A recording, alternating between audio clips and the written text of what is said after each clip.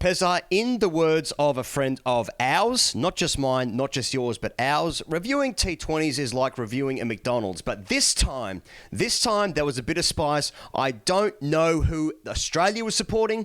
I don't know if Scotland really wanted it. Nah, they did. And England would have had a very, very confusing time watching that. But the stories are, England are in, Australia kept doing the business, and Scotland are out. We're going to talk about it all after we hear from Virat, who sponsors this show. Now delivering in 10 minutes. Thank you very much to close personal friend Virat Kohli. Pezza, so it's just top line here is that England are in, Scotland have been fantastic, and Australia keep winning, probably in that order. It's hard to get a sense of this entire World Cup, I would say. But essentially, one team that's been really, really good value in this World Cup, that being Scotland, are knocked out on goal difference. Those are the rules of the tournament. Everyone buys into that. But it's just all very confusing this evening. Yeah. There are times in this beautiful game, Higgins, where it just throws up like so many layers of nonsense. You know, where there's just like, as it was tonight, there was just infinite piss to be boiled in all directions. Not even just the protagonists, Australia, Scotland, and England, which wedges itself in on the reg, but all of the other teams that stood to be influenced or impacted by whatever happened tonight. Anyone's take on this game can be simultaneously perfect and garbage. And tonight was one of those games where it all just came together. If you look at our Patreon, patreon.com/greatcricketer, and the chat within that, Australians are livid about what happened tonight. They're absolutely livid. And I'm confused as well. I'm all over the place. Because that was a wild, wild ride. I'm not really sure whether that lividness is like being internet livid, you know? I'm unhappy because we didn't get the funny result. But to them I ask, are you really copying Australia losing to Scotland when you go to bed at night? You know? Exactly.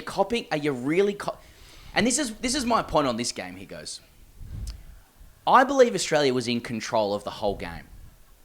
I believe there was a message to England within the game. We can lose it if we want. We can lose it, you know? We can drop 6 catches if we like. We can let it get to 12s, you know? And struggling to find the boundary with low, skiddy bowlers, letting the ball go from mid-off. And then it was just like, okay, tunnel stuff, cocks out, we're through. And we have enough security within ourselves to know that the opposition we play doesn't really bother us. But you see, because of the internet, he goes, now English people can say, you idiots. There was 2 articles being written, like side by side, by the punditry of the UK. One was, these immoral cheaters have done it again. David Warner hitting one up the chute, Mitch Marsh dropping 1,000 catches, etc. And now the other one is like, Australia, weak. You've left England the chance, you know? Absolute idiots. It's just one of those games where there was no way to win. Mate, exactly right. I was sort of obviously like the funny result is right there, and it's just like as the wickets were falling, I'm seeing Australiana in front of my face. I'm seeing Southern Cross tattoos. I'm thinking of the Southern Cross, generally speaking. I'm thinking about golden beaches. You know what? I'm thinking of fucking Uluru. You know? Yeah. I'm singing Waltzing Matilda. I'm trying to find Matilda, okay? And I'm waltzing towards her, it, or whatever that chooses to be. And I'm just thinking, I'm not fucking copying losing to Scotland in cricket. In many other things, fill your boots, boys. But when I go to bed at night tonight, Pezza, eventually, I'm just thinking I'm not copying it. And there's many things in bed that I'd like to cop, but it's not losing to Scotland, okay? That's just what I'm saying to you. Let's go through the game. Yeah, first thing he goes, young McMullen from Scotland, the highest score from an associate nation player against Australia. Once again, you're squinting. You go, Who's this bloke? The man they call Bacon and Egg, McMullen. He comes in, it's one down early. Ashton Agar opens the bowling for Australia now, bowling 110k left arm in swingers. Again, you're going, The man they call Larry takes wicket. Yeah. And in comes Bacon and Egg, and 6 sixes against the Aussies, which I don't think they've ever conceded before, or some shit, or equal, who knows. And looking good. And once again, very difficult to observe it through any other lens than like, is this on? Is this thing on? But mate, fair play to him. Couple of big shots, put Scotland on the board. Definitely a scenario where you're thinking, Scotland are genuinely scoring runs in this game, and on a good deck. And you're thinking, must be a 220 deck. Now, quite obviously, it's a 220 deck if this is what Scotland are doing. Wait till our boys have a crack at this. But fair shout to him. Was it 60 off 34? He goes. It set things up nicely.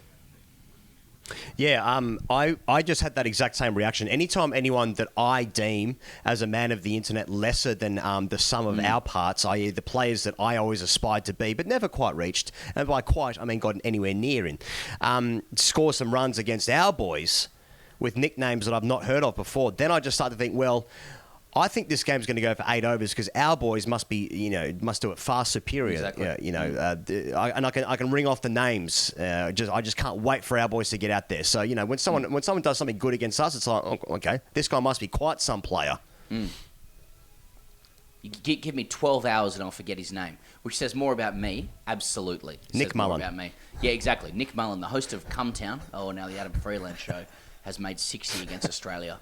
But he and Munsey did well in the power play. Scotland are 54, very dignified score off the power play. 9 and over, good deck. Marsh and Head drop chances. Then Zippy comes on. You think, well, Zip will sort this out. No, goes for 13 in his first over. Yeah.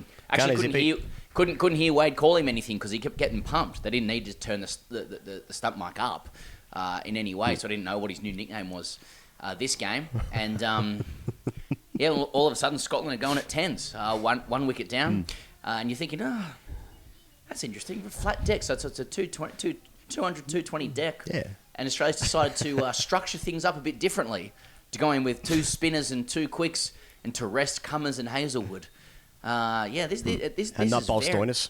Not bowling Stoinis, and blokes are dropping catches everywhere. A lot of tough chances for sure, but when you sort of when it's 6 tough chances and not 1 are taken, you think, interesting. I think at one stage that they dropped 3 catches in 3 balls. Yeah. And then Maxwell bowled a wayside full toss, right, playing his part, and it was caught on the boundary. Exactly. Come on, mate, play your role. Hey, Maxwell's been playing his part since the start of the IPL, for this game. Wayside full toss. Someone has to take a catch. Maxwell's bowling an over of knuckleballs. Like you're thinking, very interesting game this, and Scotland posts 180. Yeah. Well, I think Josh Hazelwood said it best in the press conference when he said, just like my housemate that time, Siamese cat, we have options. He did say in that press conference, there are options. There are options. And they did go through quite a few options, Australia, this game. It was a game of options for Australia. And they looked at all of them. And that brings me to the second point, Stoinis. Yeah. Who a lot of people will allege did not receive the memo, etc. There is a lot of Patreon chat saying, "What the fuck are you doing, Stoinis?" or words to that effect. But Warner reads the memo, 1 straight up the chute. Travis Head has got the highest strike rate in the IPL or some shit, probably for a white guy, and he's 1 off 7. Just knocking around. He's going to run a ball 50. Mitch Marsh, same gear. Glenn Maxwell, start of the IPL, as we said. And then out comes Papi, who's looking amazing, by the way, as he always does. And he plays these series of sort of back foot reverse flicks over backwards square, some of which are going for 6. And if it was an ordinary game of cricket, and many will allege it was, you'd think he's in amazing nick. As it stands now, we're just looking to see if he has a British passport. There are no in-betweens. Yeah, exactly. Yeah.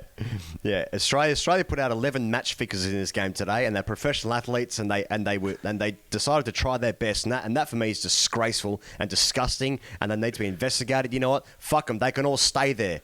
You know. What a pack of useless cunts. Yeah, like it really was on. And then Australia scored 46 from 12 balls and Scotland bowled garbage.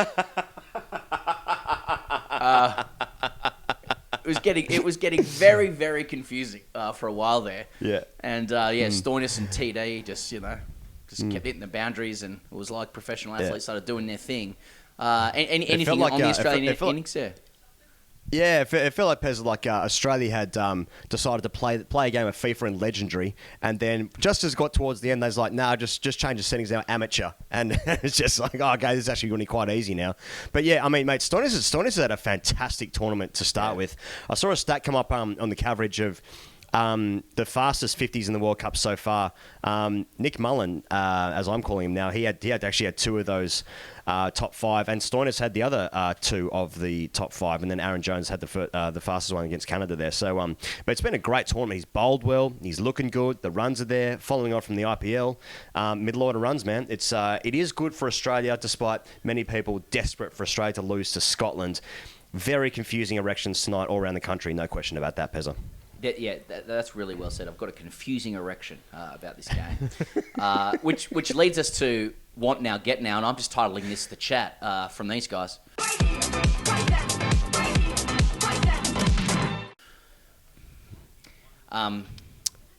See, I sort of pieced this together when it really looked like it was on, right? There's a world where this was on. Because Scotland drop a couple of catches at the end. Again, FIFA switches to amateur. All good. Very disrespectful to Scotland there, but as is my want. Yeah. And so preparing arguments for the scenario where Scotland wins and Australia is sitting there in the change rooms having a, like in grade cricket, a lot of people who play cricket know this, when you lose a game of cricket, but you're sitting in the sheds and somebody is castigating you, saying you've got to get to train, the whole team, and you're there with a beer and you're just really happy that the game's over. And I feel like Australia would have been sitting there at some point and there would have been a smirk, from someone would have clinked a glass or privately whispered into the ear, because at that moment in time, English cricket players would have been literally preparing their suitcases to depart. They would have been receiving messages about the flight that they're on the following day. Up the front, I have to say, and it'll be a nice flight, right? Or maybe a connecting flight or something. Nevertheless, they have to pack their bags and leave to cameras and stuff like that. And so starting to prepare arguments about like what actually transpired tonight, because Australia were dog shit in this game. They played dog shit. And Doss is there commentating, and Doss knew exactly what was going on. Commentators played a straight bat all game, but Doss knew exactly what was going on, and he was ready. He was ready to go, Doss, and he has been ready to go for a couple of years now, got to say. I don't think it would have been about throwing a match if it did. If Papi doesn't come in and start reverse flicking the balls for six. It was one of those things where, like, in the game, like, when you deliver the ball or you hit the ball or you stop it or try to catch it, in that moment, nobody's trying to do the wrong thing like you did in under 10s, where you deliberately dropped it so the number 11 could stay in, right? And then your parents got you in trouble. It's just when you do, it's just the little things that happen beforehand, like you go in with an unfamiliar structure under the guise of experimenting, or like you prepare with less intensity, or you leave out some of your best players, or, all these little intangible signals that absorb into the team. Different people are opening the bowling, you're fielding in different positions, you're responding at 100% but with 50% preparations, and I'm thinking as you prepare this argument of like, the match wasn't thrown, you're thinking like, well, why not? Like the tournament has literally delivered rational incentives to do this. Like there are rational incentives to prepare that way, to just start trying combinations and know that it doesn't matter if you lose, right? Like you'd have to start talking about pre-seedings, like the situation that strips away any incentive whatsoever to top one's group, like to reward you with a game against a team that showed less form, like a scenario where if Australia finishes with a high net run rate or something, then they'll play the USA instead of India or some shit like that. But it's already set who they're playing. Yep. But, there was also this other part of it where you were like, if they had lost the game and said, look, we were experimenting and we weren't at the races, it's all just bad juju, like it just, the chat that would have come afterwards, the hammering that would have happened externally, the moralizing from parts of the world that moralize, the internal castigation from people about Australia potentially not trying its best, the amount of pressure on the team to now go and win the World Cup to make sure of it, sharp practice from Australia and shit. It would have been a lot of crow's feet knocking around if they actually had lost this game. Yeah, Pezza, I never want to lie to people who consume our stuff. I'm just not going to sit here and just tell you that everything is fucking great and everything's perfect and it's all rosy and all of this is really good. I'm just going to tell you right now that, like, I feel like it's really hard to take all of this seriously. And by that, I mean, like, the T20 World Cup. 1, it's the third one in 4 years. 2, the preparation of, like, some of the decks in the USA. What about 3 washouts in Miami? Basically because, like, the drainage isn't good enough. Organising World Cups in the wet season of the West Indies. Teams getting knocked out through goal difference, essentially. Like Scotland played great cricket, and some of it was grade cricket as well. And they are the unfortunate losers of basically playing like a really good tournament. They should have won this game and then they would have saw themselves out. Wasn't the case, but you take my point.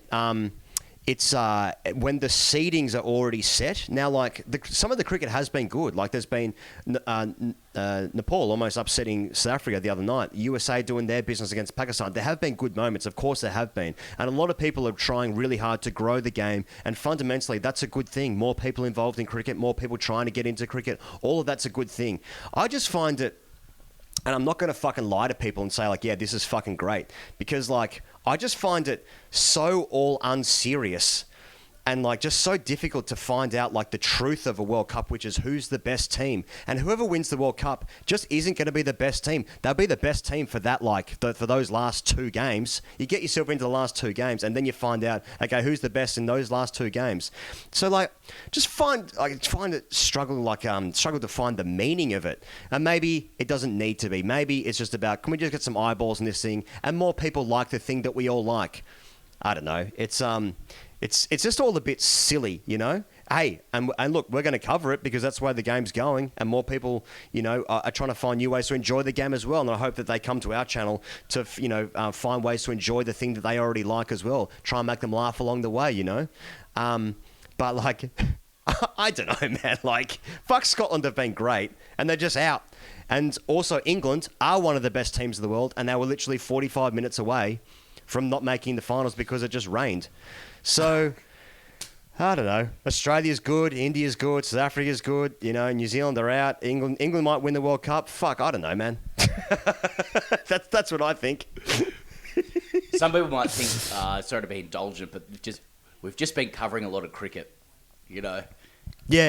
Like there's only, you can recognise an autist because they sit in front of a washing machine or a dryer and just watch it spin around. And I just feel like that's what we've been doing, with respect to those children. But I agree. I agree with that. I do think that as much as there's a lot of Doritos eating belly crumbed people like us who were momentarily craving the humour of England being knocked out of the group, I think it would have invited a lot of garbage chat afterwards. Yeah. And I do think Australia, were incentivised to experiment in this game. And with precedings, it did not matter one iota. Now, there was a scenario where if England hadn't have smashed Namibia and Oman by so much, that Australia could have walked Scotland into the group, with Yep. net run rate, won the game, and then taken England's spot and switched groups so that they would not have had to face India, right? So Australia would have taken England's seeding. England's seeded higher than Australia. You following my Rubik's Cube stuff on this? Yep. So Australia would have gone Yep. in Yep. 1, Scotland 2, would have swapped over, and USA is in that group, for example. So I it's see. already a team you'd I see. expect Australia to win. But England had Right. done enough in those other games. You know, I take the view that, like, England may well have chased Scotland's 108 off 10 overs, you know, and the group Yeah. ends up probably where it was going to end up. And well done, Scotland, but, you know, it was probably just a bridge too far. But I also agree with you, which brings us to the third thing. I just got what's next here. And I don't really know what else to add beyond what you've said, which is I feel the same way about this format at this time. Perhaps some people enjoy the jeopardy of, of the fact that, like, I feel like in T20 cricket, it isn't the best team that always wins the game. I do feel like you can hide. I like sports where there's nowhere to hide, and the best team tends to find a way to win, and that makes them the best team. So I can understand why a lot of T20 players, for example, don't ride their self-worth on their dismissals or not, because, like, the difference between hitting one of the biggest bombs of all time or just hitting one up the chute is like 1 inch on a bat, you know, which can change any time. So everyone's just very relaxed. The edge with teams and who's going to win seems to come down to who's happy. Australia's trying their best to be happy, you know, and to just, you know, cock their way through the tournament. But I don't know how you can cross your fingers and really hope your team goes all the way with good cricket, because it can all just come apart so quickly, you know, and easily. Yep. And without pattern, it seems. It seems like there's about 6 or 7 teams in the World Cup where if each of them played each other 10 times, that it'd be 5-5. And so you're just like, I'll roll my 20-sided dice, thanks. Yeah, mate, absolutely. And to the point you just made, exactly why teams are just all about vibes and energy and just relax us. It's just trying to enjoy your cricket. You know, like if Scotland had qualified ahead of England and then Australia in the other side of the group, and then both teams obviously in that side play the USA, then it just seems like you just extend the knockout phases of that being the semi-final. Like then that means that, like, whatever the other game would be, that becomes the knockout game. So I don't know. I don't have a solution for a better format because I can't think of one. Also, not my job. Therefore, wipe my hands clean of that conversation. Yeah. But you know, like it's just my point of, like, you know, I'll enjoy it, and I hope my team wins, and I hope your team wins wherever you're watching this from. But it's like, who's going to win? I don't know. We'll find out in a couple of weeks, and will they be the best team? Probably not. They'll probably play a T20I series, you know, 2 days after, and they'll probably lose that series because they'll be partying. But, you know, I'll be on TV and we'll be watching. So that's right. But if my team wins, I reserve the right to reverse my opinion and explain to you in great detail the X's and O's behind why they've won, and the sort of the DNA and the history, and also the way they've structured up, just from a big data perspective. But if my team doesn't win, I'll just sort of go, look, it's part of the fortunes of the format. You know, sometimes it's your day, sometimes it's not, and then we just have all of the garbage chat that happens around sport as well, which, you know, then you fill up with your comments in YouTube and stuff as well that I look at and go, don't do that for your mental health, but I will keep doing it because and then we just... Did someone say something nice about me? That's right. You know, and the dryer just spins round and round, and I just watch it and watch it and watch it and watch it. And, you know, then my wife goes like, hey, can you come be present for your family? And you go, well, you know.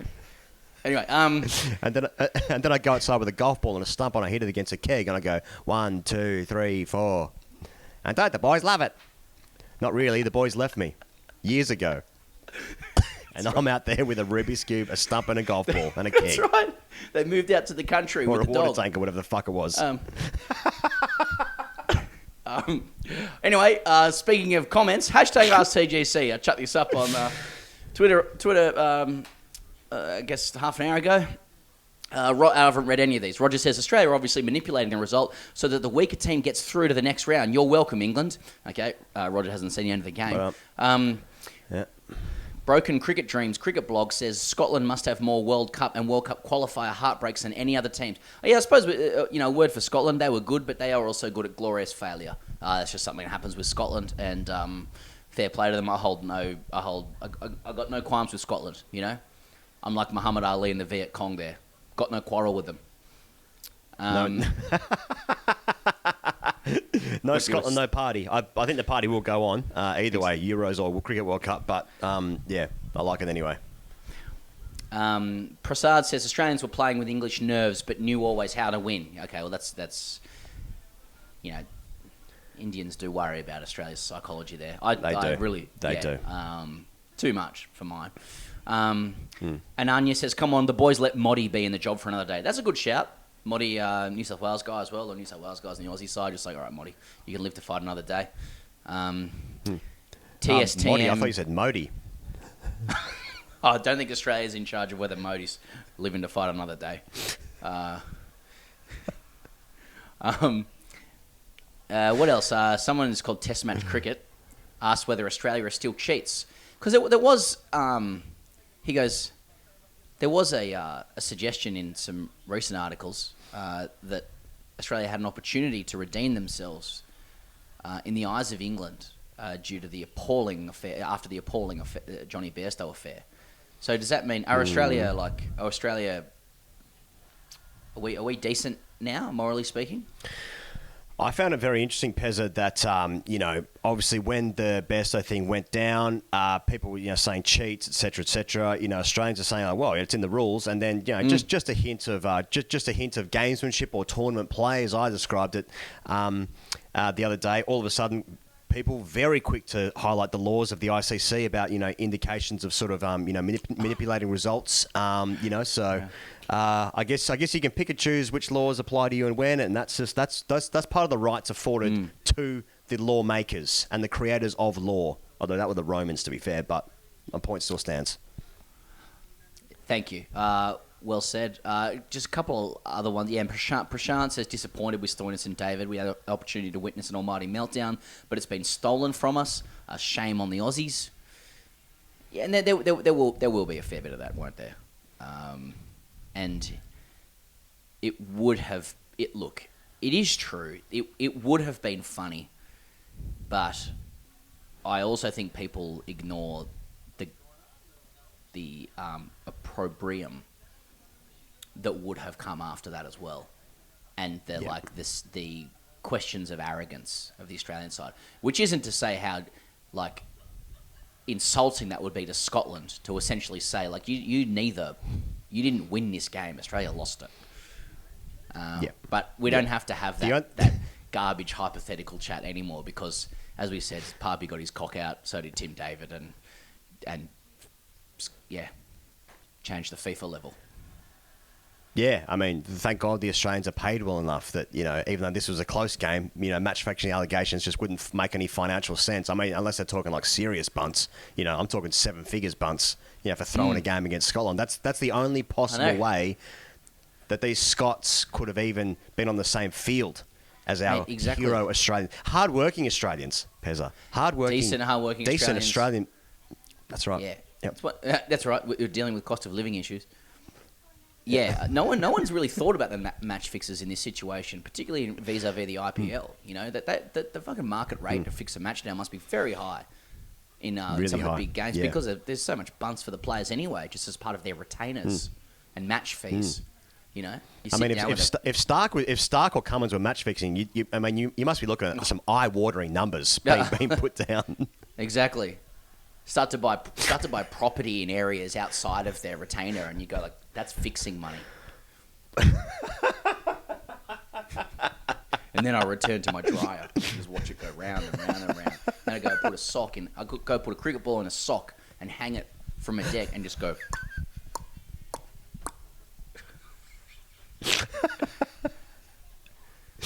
Well, I think that'll just about do for another stellar match review, this time for Scotland and Australia.